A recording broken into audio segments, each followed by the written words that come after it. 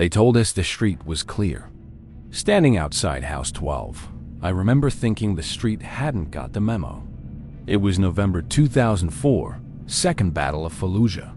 I was a lance corporal in a Marine rifle squad, part of the slow, ugly job of taking the city one block at a time. Maps made it look simple grids, sectors, arrows. On the ground, it was dust, concrete, and doors that didn't want to stay shut. We'd been pushing down that avenue all morning. Buildings blasted open, cars burnt to frames, wires hanging low like spiderwebs. Every step past the doorway felt like a dare. House 12 is next, our squad leader, Sergeant Mendez, said, tapping the wall with his knuckles. Intel says possible fighters, maybe weapons cache. Standard drill. No heroics. He looked at me and the rest of the stack. Same as always, he added. We go in fast, we don't get clever, and we don't assume an empty room means an empty house. My fire team was first in. 4 of us on the stack. Ramirez on point with the shotgun. Me behind him with my M16. Then Harris and Doc Lee. The front door was a metal sheet. Dented, but still standing. Mendez signaled. We went quiet, breathing shallow, the city noise sinking to a distant hum. Ramirez nudged the handle, tested the give, then stepped back. Breach, Mendez whispered. Ramirez brought the shotgun up, racked it once, and blew the lock. The door jumped inwards, metal shrieking. We flowed. Room 1 was a small entry, hall rugs tossed around, a broken chair, dust hanging in the air. No fire. No movement. Clear, Ramirez called softly. Room 2, off to the right, was a living area. Low couch, TV blown out by shrapnel, family photos on the wall half covered in grime. A kettle lay on the floor, long cold. No people. No weapons visible. Too clear, Harris said behind me. I felt it then. That itch between the shoulders that means something's off. House was too neat. No overturned furniture, except where explosions had done it. No drag marks, no obvious signs of a firefight. Like everyone just left. Where's the mess? I muttered. Maybe we're early for once, Ramirez whispered back. We all knew early wasn't how this city worked. The hallway stretched deeper into the house, ending in a closed wooden door. To the left of it, a narrow stairwell ran up. To the right, another door half open, shadows behind it. Ramirez pointed at the half-open door. Room 3, then upstairs, he said. Mendez nodded, posted Harris at the base of the stairs to watch anything in or out. We stacked in front of room 3. The door was crooked on its hinges, like someone had kicked it once and given up. Ramirez nudged it fully open with his boot and pivoted through. I followed, muzzle up. The first thing I noticed was the smell. Old sweat, something chemical, a hint of rot. Stronger than the dust and cordite that lived everywhere else. It was a bedroom, or had been. Mattress on the floor, blankets in a heap. The windows were blacked out with cardboard and tape. In the far corner, under a hanging sheet, I saw shapes, ammo cans, maybe boxes, something stacked.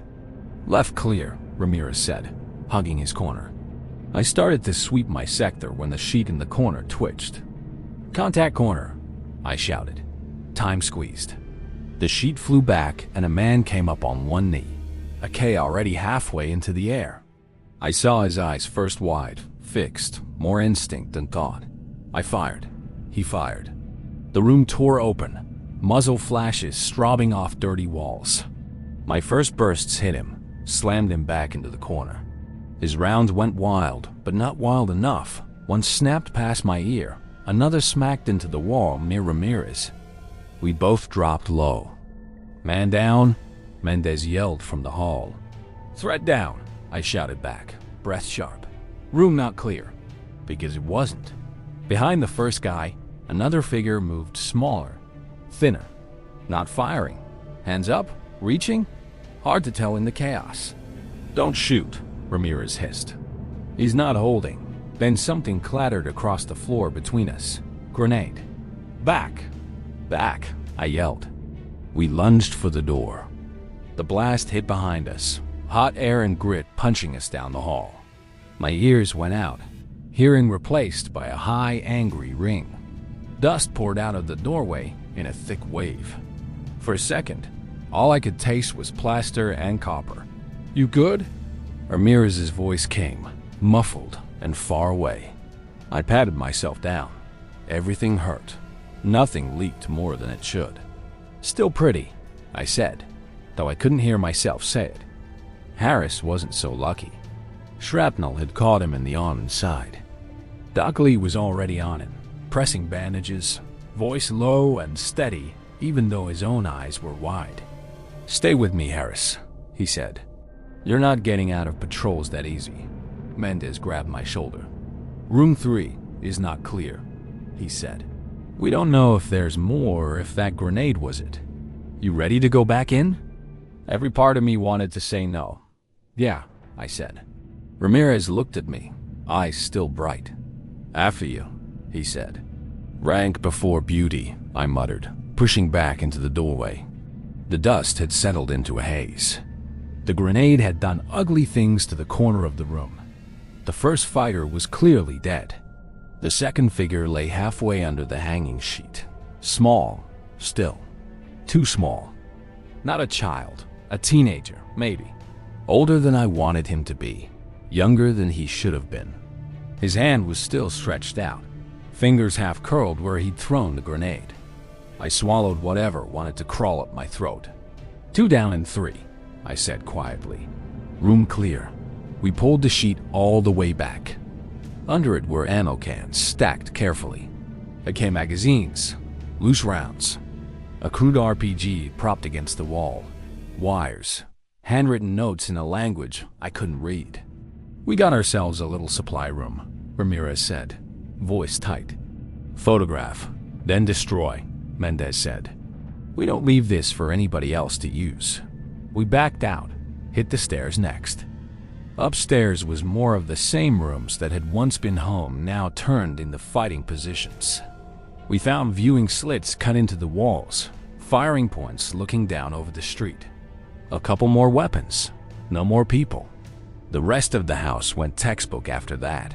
No more surprises. We moved on to House 13 because the numbers didn't stop for anyone. Later, back at the patrol base, someone asked if House 12 had been hot. I thought about the quiet rooms, the family photos, the boy under the sheet with grenade fragments in his chest. "Yeah," I said. "It was warm enough. People talk about Fallujah like it's one big thing, second battle. Street fighting, block clearance. For me, it's that hallway.